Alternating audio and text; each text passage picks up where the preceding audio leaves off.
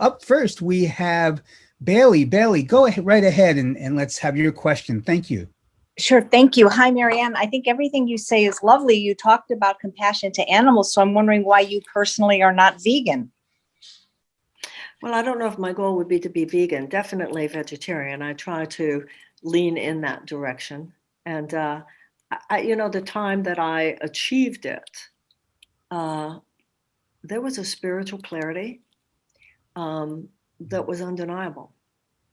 So if you would argue that it's a sort of higher state of being, I don't disagree with you. When I got there actually, it was back in the 1980s, I think the 80s, probably the late 80s. And there was an Indian guru, an Indian spiritual teacher. I was living in Los Angeles at the time. And somebody told me that I should go, that she'd have a private session with me. I went to this apartment, and I remember it was in Beverly Hills. And I thought she was going to give me all this wisdom. And from the very beginning, all she did was tell me that I could not eat animals, and that I must not eat animals, and that I must not eat animals. And I sat there feeling very annoyed by her. Like, this isn't what I came here for. And she just wouldn't stop. And she just kept telling me not to eat animals and telling me not to eat animals and telling me not to eat animals. I don't know everything she said. I remember getting increasingly frustrated. This is clearly all she wanted to talk to me about. I left there after, I don't know, 30 minutes, 45 minutes, whatever. And the next conscious memory that I had was standing in my kitchen on Hayworth Avenue in West Hollywood with a bucket of Kentucky Colonel fried chicken. Now, I was not someone who would even then eat Kentucky Colonel fried chicken. And I was like, what am I doing? And I got, it's the last meat you'll ever eat. She had done something to me.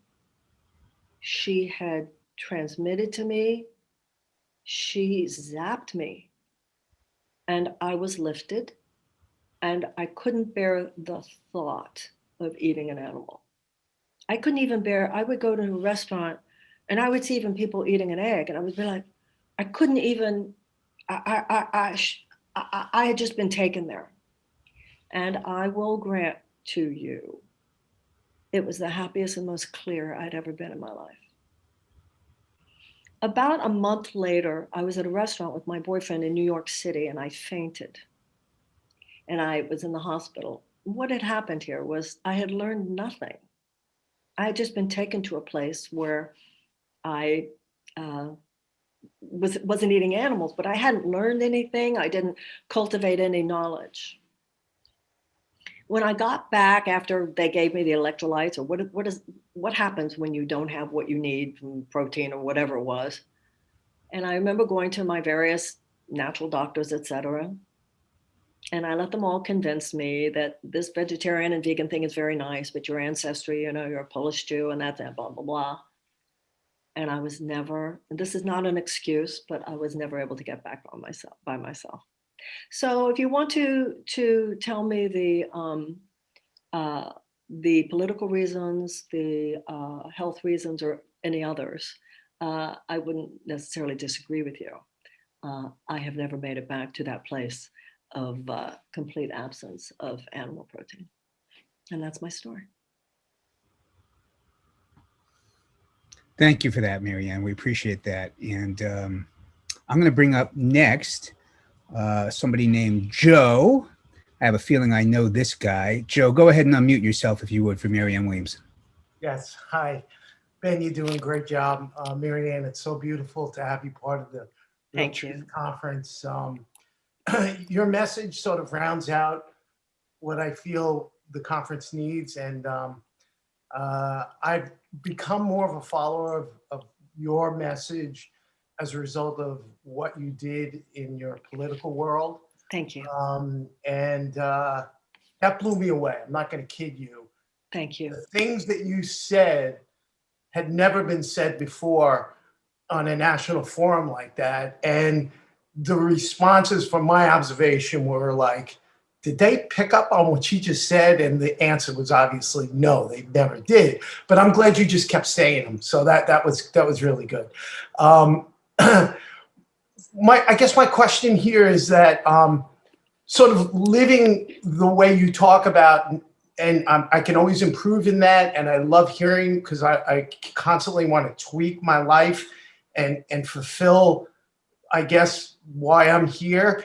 And my interaction, and I think you used the word something like, your purpose with collaboration is very important to me, and I've been doing that. So I was like, yes, I collaborate.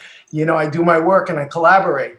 What I've noticed recently in my collaboration is that people's belief system is paper thin. Many people that I talk to, and I try not to exploit that, because I potentially could and do the damage that that lady did to you when you met with her on the veganism thing. So I'm very sensitive about that. But I feel like there's not a lot of foundation. And when I give them really good nuggets coming from my heart, with compassion, understanding that their consciousness isn't there, I find that, I get a better response from people. What's your thoughts on that? Well, first of all, I want to say that woman did not do damage to me. I think she served me greatly. So I don't look at that woman as having damaged me. I think that woman served me. I think that we are living in a very unfortunate moment. A democracy and freedom means nobody has a monopoly on the truth. Everybody has something to add here.